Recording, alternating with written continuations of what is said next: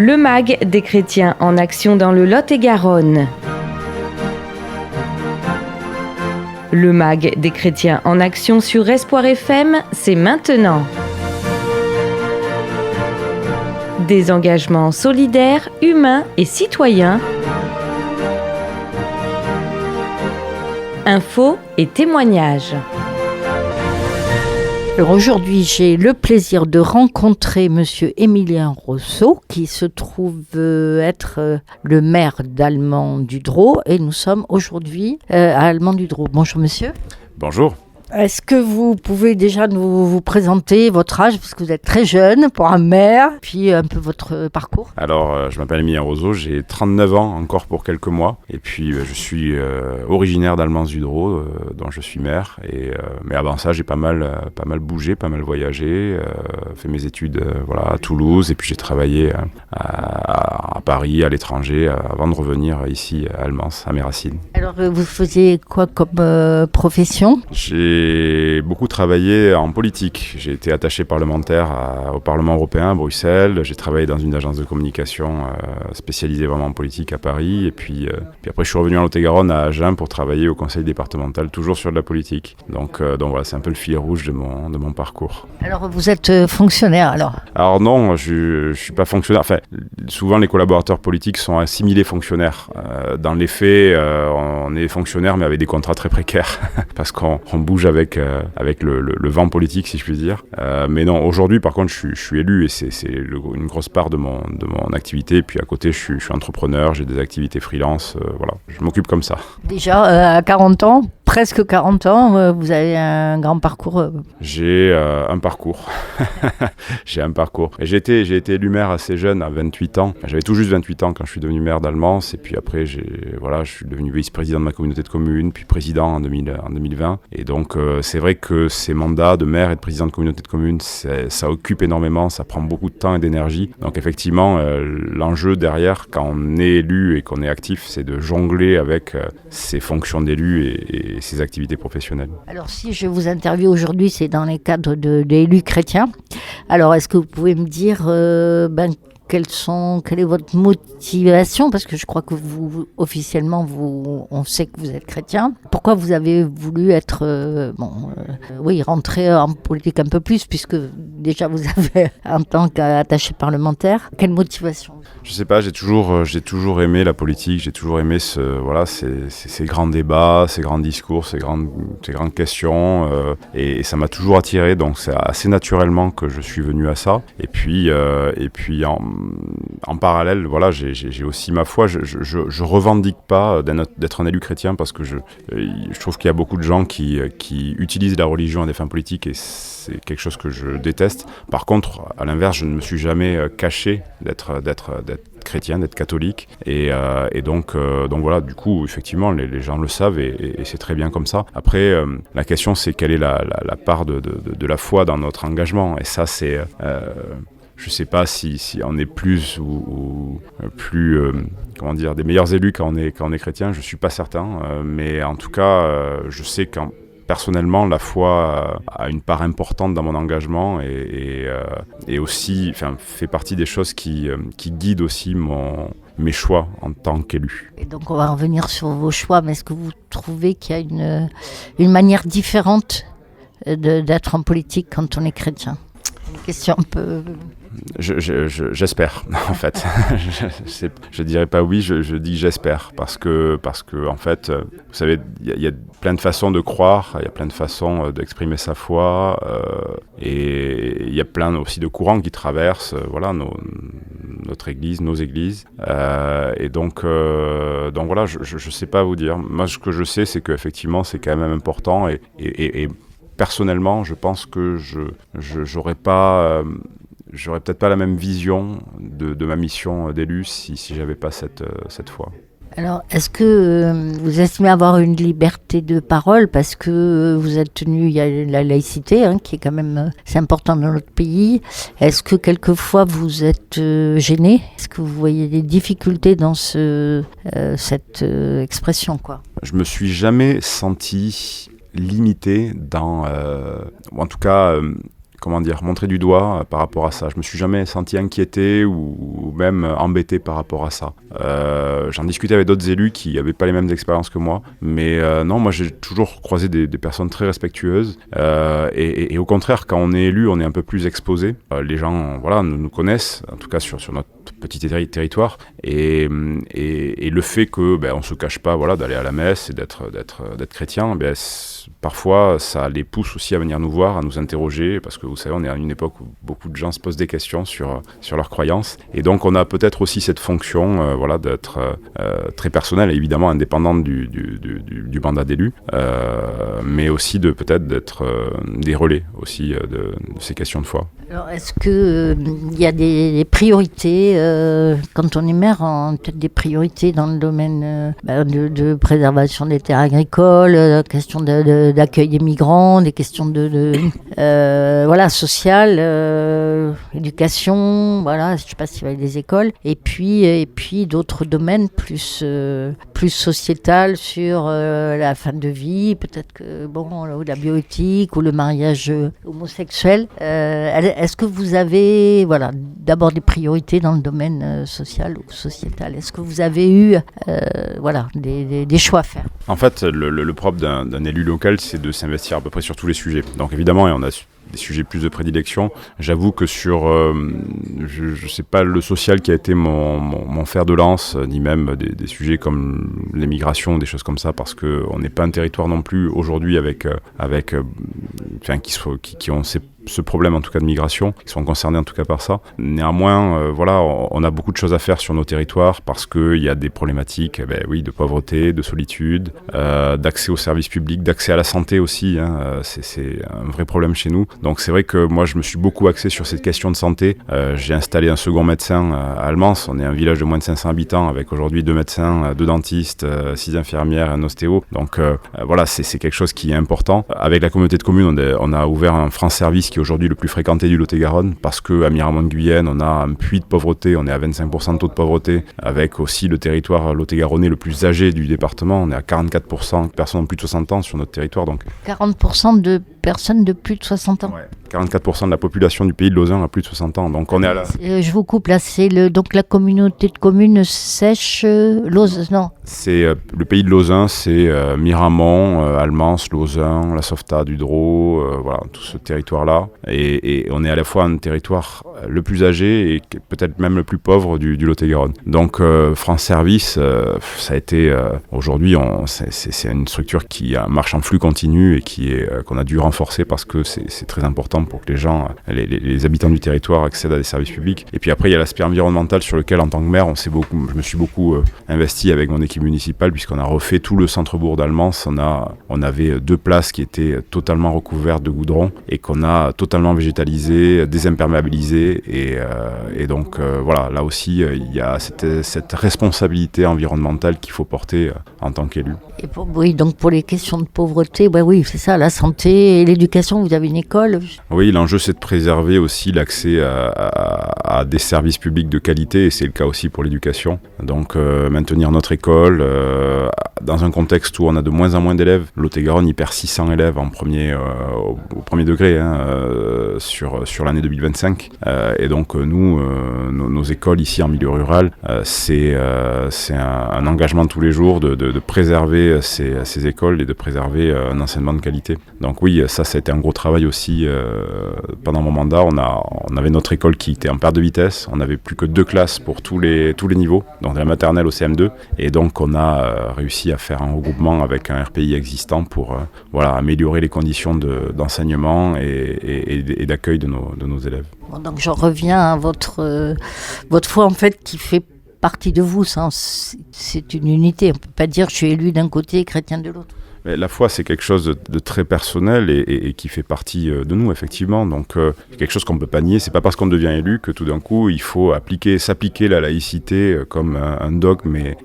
Non, la laïcité, c'est la garantie d'un service public, de politique publique qui soit neutre d'un point de vue idéologique et d'un point de vue spirituel. Et donc ça, c'est un cadre qui est, je crois, très utile à l'exercice du service public. Mais ça veut pas dire qu'en devenant élu, on doit se renier soi-même et renier ses valeurs et ses croyances, d'autant plus que ces valeurs et ces croyances, elles sont exactement compatibles avec les valeurs de la République. Donc c'est plus, moi je le vois plus comme un moteur qui vient renforcer notre engagement d'élu. Vous n'êtes jamais senti en contradiction avec les valeurs évangéliques que vous essayez de pratiquer et votre exercice de maire? Non, pas du tout. Puis en plus, je pense que les valeurs dites de la République, sont quand même beaucoup issues de notre héritage, culturel chrétien. Mais je suis assez agacé de voir aussi dans le débat public des questionnements, notamment avec nos frères musulmans, parce que on tombe parfois sur les musulmans en disant mais regardez ce qu'ils répondent aux enquêtes d'opinion. Ils disent que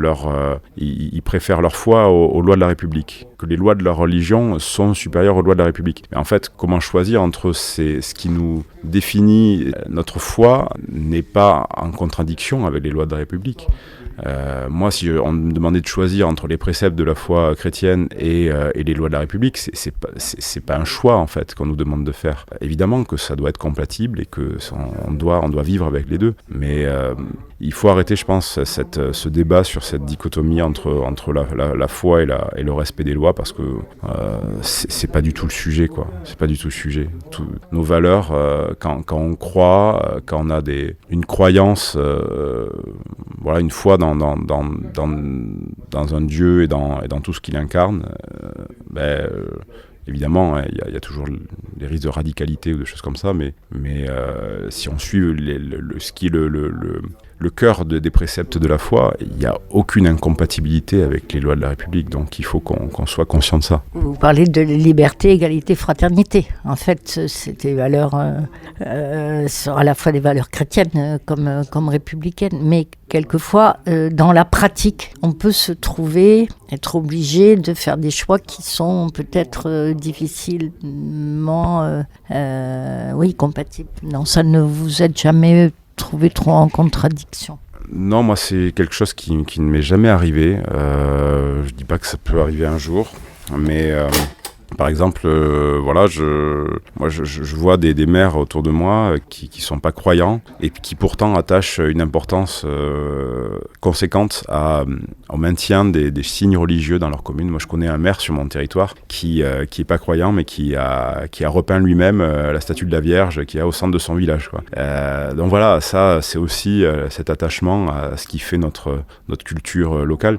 J'ai jamais vraiment eu de problème, Personne m'a critiqué là-dessus. Et après, je crois qu'aussi, c'est notre responsabilité de bien faire aussi la différence entre nos mandats, qui sont républicains et qui sont dans un cadre laïque, et notre foi. Moi, je ne vais pas aller faire du prosélytisme, je vais pas avec mes fonctions d'élu en tout cas. Donc, il faut qu'on soit très attentif à ça. Après, vous pouvez aussi avoir un débat avec des collègues qui n'ont pas du tout les mêmes valeurs que vous. Ça peut exister, ça. Et vous pouvez vous trouver effectivement obligé d'affronter dans le bon sens, mais ne pas éviter le débat. C'est ça que je veux dire.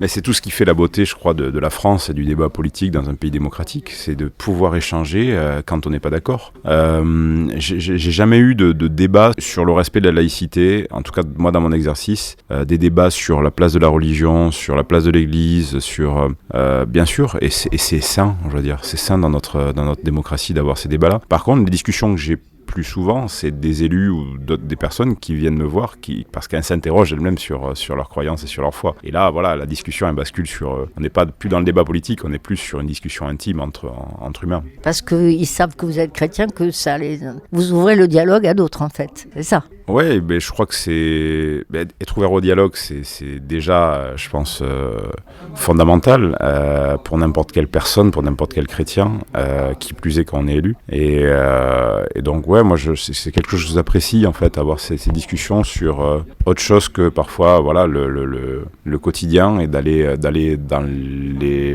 la profondeur, en fait, de nos idées, de nos croyances. Et ça, c'est quelque chose que j'aime beaucoup, voilà. C'est une discussion que j'adore. Très bien. Merci, Monsieur Rousseau, donc, et maire allemande du Drô. Est-ce que peut-être vous donnez le numéro de fixe, pas obligé de donner votre portable, on peut vous retrouver à la mairie si besoin? Oui, on peut me retrouver à la mairie. Sinon, voilà, moi, je suis très accessible sur les réseaux sociaux, aussi sur Facebook, beaucoup, voilà, Facebook et LinkedIn. Mais on a un groupe aussi à Allemans du Drô qui s'appelle Allemands Solidarité, un groupe Facebook qui marche très bien, où il y a beaucoup d'informations qui est diffusée. Voilà, mais en tout cas, oui. Et l'adresse, c'est quoi alors? Alors, sur le groupe Facebook s'appelle Allemands Solidarité. Voilà, mais sinon, j'ai un compte Facebook public, donc on peut me retrouver facilement. Merci beaucoup. Des engagements solidaires, humains et citoyens. Infos et témoignages. Alors, dans le cadre de Chrétiens en Action et élus chrétiens, j'ai la joie de rencontrer Anne-Laure Gasser. Anne-Laure, bonjour. Oui, bonjour. Alors, Anne-Laure est donc à Marmande et vous pouvez nous dire votre parcours. Alors moi, j'ai 50 ans, je suis fonctionnaire du ministère de l'Agriculture, j'ai un diplôme d'ingénieur agricole et depuis, je suis maman de deux grandes filles séparées du papa et malheureusement, et j'ai toujours cherché à m'engager dans tout ce que je fais pour être au service du bien commun. Donc, dans mon travail, le service des bénéficiaires des aides que je traite.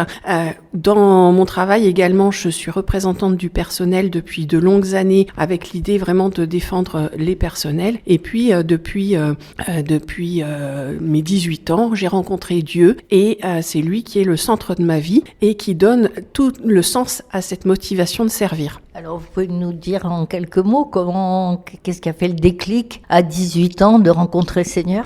Tout simplement, je me suis retrouvée pendant une célébration à laquelle j'avais été invitée à entendre quelqu'un parler de comment il avait rencontré le Seigneur et à parler de ses péchés avant de le rencontrer. Et moi, petite jeune fille, 18 ans, très sage, j'ai eu mes péchés à moi qui sont défilés et la conviction que je ne pouvais plus jamais vivre sans lui. Ça ne m'a pas quittée. Ah, tout d'un coup, c'est comme le pilier de Claudel, quasiment, ça a fait tilt, donc ça a parlé à votre cœur. Alors, professionnellement, et alors donc, vous êtes élu depuis combien de temps? Alors, je suis élue à la mairie de Marmande depuis 2020. Ça a été un hasard avec un grand D, conduit par Dieu, j'en suis convaincue, puisque j'avais jamais planifié de m'engager en politique. On m'a sollicité pour réfléchir avec d'autres au programme de la liste de Joël Oeclet, et j'ai dit oui, ça m'intéresse de pouvoir réfléchir avec d'autres. Et puis, il m'a demandé si j'étais partante pour être sur la liste. Si je peux servir, je sers. Et j'ai été élue. Voilà, donc je m'attendais pas à l'ensemble de ce que ça représente. C'est une expérience formidable, très enrichissante, parfois compliquée humainement parce que ça demande beaucoup de temps et puis ça demande de se blinder contre les critiques infondées. Celles qui sont fondées, on apprend justement à grandir avec. Les autres, c'est plus difficile. Oui, j'allais vous demander quelles difficultés particulière vous rencontrez. Est-ce que c'est parce que vous êtes élu, c'est inhérent à tous les élus, ou parce que, comme chrétienne, vous le prenez peut-être différemment? Alors, je pense qu'une partie des difficultés sont inhérentes au fait d'être élu, c'est-à-dire qu'on a un peu l'impression que quoi qu'on fasse, quoi qu'on décide, quoi qu'on dise, on est toujours sous le feu des critiques. Même quand on est vraiment dans l'optique de faire le bien, de travailler pour le bien commun, au-delà de toute étiquette politicienne, on est toujours sous le feu des critiques et de critiques parfois haineuses, virulentes et non constructives. Et ça, c'est particulièrement difficile pour moi parce que j'ai vraiment cette implication d'être au service et avec deux choses qui me viennent de ma foi qui sont intrinsèques, qui est la défense de la vérité et de la justice et l'honnêteté. Ça en fait trois. Les principales motivation, c'est ça, c'est la défense de ces valeurs-là? Ah, tout à fait. Alors, c'est le service du bien commun. Donc moi, il y a une chose qui a conduit à m'engager aussi sur cette liste, qui était l'encyclique Laudato Si, avec l'intérêt pour l'environnement et cette écologie intégrale qui pour moi est fondamentale, et il me semblait justement que de pouvoir s'engager en politique, c'était aussi pouvoir s'engager dans l'esprit de Laudato Si pour travailler de façon globale à prendre en compte à la fois la préparation de notre territoire aux transformations écologiques et puis les êtres humains qui vivent sur ce territoire pour mieux les accompagner. Donc Laudato Si, c'est l'idée que nous habitons tous la même terre, notre maison commune, et qu'il faut que l'homme est au centre de cette création, mais que nous faisons partie du vivant et que nous sommes tous appelés à faire grandir cette humanité en quelque sorte, c'est ça ? Oui, tout à fait, vous avez bien résumé. C'est ça, cette notion d'écologie intégrale où l'homme est au centre, mais au centre pas pour écraser la création, mais pour en prendre soin, comme Dieu l'avait confié avant la chute à l'humanité. Vraiment prendre soin de la création et là maintenant réparer quand c'est possible les dégâts que nous avons malheureusement faits. Et donc, est-ce que vous estimez, puisque vous avez une foi chevillée au corps, qu'il y a une façon différente de faire de la politique, parce que bon, être élu quand même à Marmande, c'est une grosse ville, vous êtes connu, vous prenez la parole. Est-ce que la façon de faire, par rapport à vos collègues, est-ce que vous trouvez que c'est différent ou finalement ça fait partie de vous ? Alors, ça fait partie de moi, et il y a peut-être parfois des différences dans le respect de l'autre. J'accorde peut-être plus d'importance que certains de mes collègues au fait de respecter l'autre, même quand ses opinions sont différentes. Alors, j'ai pas de respect pour les opinions haineuses. Par contre, pour les personnes qui les portent malgré leurs opinions, oui. Et c'est vrai que parfois, la différence, elle se situe là, dans la façon de regarder l'autre en face, de le respecter, de l'écouter, de le regarder avec amour, même quand il n'est pas aimable, et de pouvoir chercher même le bien de celui qui est contre nous. Et je pense que c'est là quelle est la différence. Oui, sans doute qu'on n'évite pas le débat, on peut combattre les idées, mais ne pas combattre les personnes, c'est ça ? Tout à fait. Les idées, alors on sort de la messe de la pastorale des migrants et on a eu une très très belle homélie sur l'accueil du migrant et forcément cette notion d'accueil de l'autre, quel qu'il soit, transcende tout ce qui peut nous agiter au niveau des débats. Bon, pourtant, vous travaillez dans le milieu agricole, là, ça ne doit pas être toujours facile parce que vous avez des textes à faire appliquer, notamment sur le respect des surfaces qui sont déclarées, quelque chose comme ça. Est-ce que ça ne va pas à l'encontre de ce que vous pensez profondément ? Il n'y a pas quelquefois un peu de cas de conscience ? Alors moi, dans mon travail, non. J'encadre une équipe qui paye les subventions d'investissement aux agriculteurs, aux forestiers et tout le développement rural pour la Nouvelle-Aquitaine. Et en fait, ces aides-là, certes, il y a un cahier des charges, il y a des contraintes, mais c'est des choses qui vont dans le sens d'inciter les bénéficiaires à respecter le bien commun aussi. Donc là-dessus, moi, j'ai pas de difficulté. Après, c'est plus au niveau dans mon engagement syndical quand il y a des évolutions qui ne prennent pas en compte le bien-être des agents, où je peux montrer de la combativité auprès des instances de direction pour que ce respect des agents soit pris en compte. Et donc, en tant qu'élu, et alors, en plus sur Marmande, je crois que vous vous occupez de la médiathèque ou bibliothèque. J'entendais ça sur les ondes. Oui, tout à fait. Alors, j'ai 2 délégations à la mairie de Marmande. J'aimerais dire une délégation de l'ombre, qui est celle des ressources humaines, avec le premier adjoint, et une délégation de la lumière, qui est sur une partie de la culture de Marmande, la médiathèque, les archives et le patrimoine. Alors, les archives, c'est bien plus que le stockage des vieux papiers, c'est aussi des expositions qui sont faites, et récemment une avec un quartier à coussant sur la mémoire du quartier avec les habitants. Et ça c'est formidable de pouvoir construire des choses à partir de ce que les gens expriment pour valoriser les personnes et l'histoire. Et la médiathèque, c'est une très très belle expérience parce qu'on a une médiathèque qui est très active, qui est très ouverte sur le monde, qui est ouverte sur la science aussi et qui met du lien dans notre ville, comme la culture en général et le sport évidemment. Et là aussi, ça rejoint les valeurs chrétiennes qui mettent du lien. Et vous disiez à Coussant, ça a permis sûrement de faire émerger chez des personnes, faire émerger leur mémoire qui n'aurait pas été faite autrement. Là aussi, c'est participer au mieux, au meilleur de même. Tout à fait. C'est parti du conseil de quartier où quelques personnes ont dit les anciens du quartier sont en train de disparaître par l'âge et on va perdre la mémoire de l'histoire du quartier et ce serait bien de faire une collecte de cette mémoire-là. Et donc tous les anciens qui ont voulu sont venus aux archives avec leurs documents, leurs histoires qu'ils ont dans la tête, qu'ils ont dans des carnets éventuellement, et ont partagé ça pour en faire une exposition qui a permis de porter à la connaissance de tout le monde l'histoire de ce quartier et de conserver la trace de ce qui était dans le cœur et l'esprit de ces personnes. Et c'est formidable de pouvoir garder ça. C'est des petites pierres sur le chemin qui font le lien entre les hommes. Oui, et puis les personnes là qui ont fait émerger leur histoire, ça a dû être pour eux très très très bien, très bon. Ah oui, ça a été très valorisant pour ces personnes qui se sont senties vraiment pleinement impliquées dans leur quartier, dans leur ville et qui ont permis aussi de renouer des liens entre des anciens qui habitent pas tous sur le quartier, que certains qui habitent un peu plus loin, mais qui ont grandi et ça a permis vraiment de recréer du lien et c'est formidable. Et c'est ce qui est très chouette dans cette expérience d'élu, de pouvoir tisser des liens entre les gens.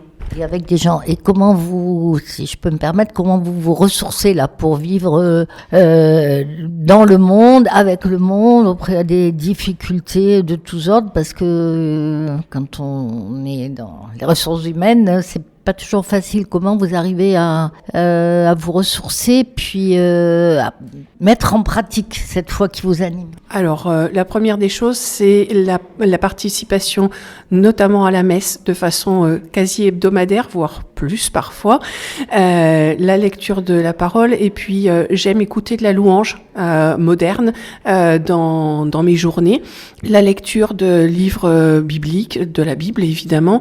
Je participe aussi à un groupe d'études bibliques, donc je me nourris en creusant la parole de Dieu et des réflexions des autres pendant ces groupes d'études bibliques qui permettent d'enrichir, et puis des amitiés qui peuvent y avoir aussi dans l'Église et des personnes avec qui je sais pouvoir demander la prière pour être soutenue dans mon action quand il y a besoin. Dans ce que vous faites, dans les engagements que vous prenez, vous vous sentez vraiment animé par l'esprit, on va dire?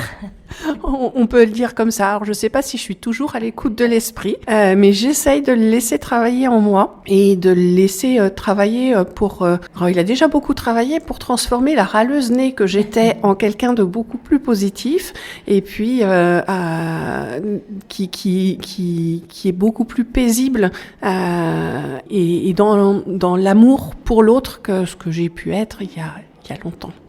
Et vous vous sentez reconnu par vos collègues élus et puis vos collègues de travail? Oui, je pense que je le suis. Alors par les collègues élus, j'ai parfois des petites taquineries sur le fait d'être la cato de service. C'est pas gênant, c'est même très bien. C'est toujours un petit rappel aussi qui me permet de rester droite, parce que je me dois d'être droite pour notre Dieu.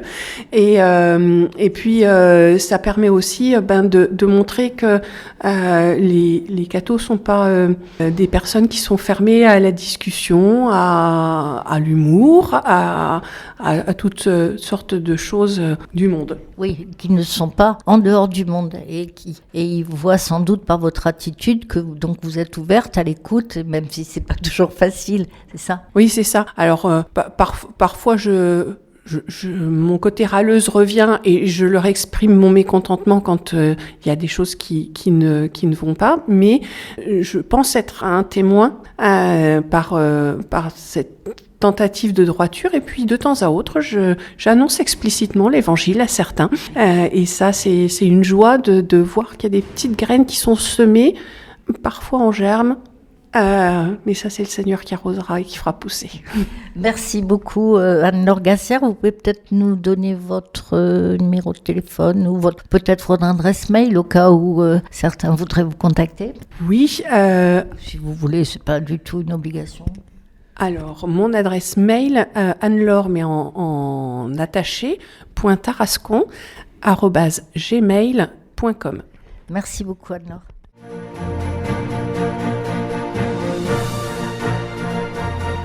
Le MAG des chrétiens en action dans le Lot-et-Garonne. Le MAG des chrétiens en action sur Espoir FM, c'est maintenant. Des engagements solidaires, humains et citoyens. Infos et témoignages.